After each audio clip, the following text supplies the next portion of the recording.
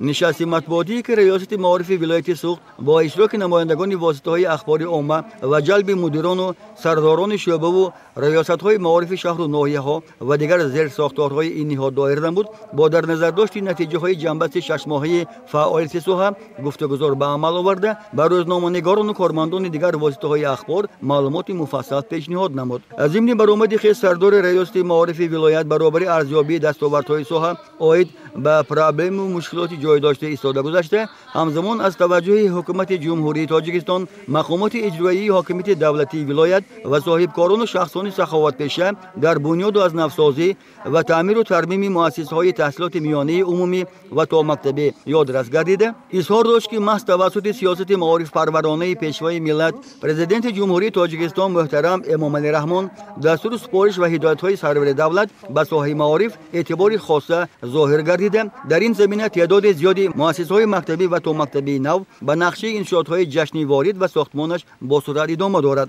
همچنین اید به مسئله‌های فراگیری کودکان به مؤسسه‌های تا مکتبی، روند تعمیر مؤسسه‌های تحصیلات همگانی و حالت کنونی آن، تأمینات مؤسسه‌های معارف با متخصصان جوان، آمادگی به زمستانی در پیش ایستاده، بلند برداشتن سطح دانش اندازی خوانندگان، اشتراک در آزمون و المپیادها، تشکیل آزمون‌های فنی، اشتراک هرچه بیشتری طالب علمان در آزمون‌های با نفوذ جمهوریوی، وسعت بخشیدن تربیت و تندرستی و دیگر سمت‌های ساحه معلومات مفصل پیشنهاد کرده شد. سپس نمایندگان اخبار عامه اید به مسئله‌های مراغ ظاهر کردهشان از سردار ریاست معارف پاسخ گرفتند که فراگیری دستاوردکارهای بنیادکاری و سازندگی، پیشگیری جنایتکاری بین نورسان، روند اجرای طلبات قانون‌های ساحوی و پرابلم مشکلات جای داشته معارفچیان بود.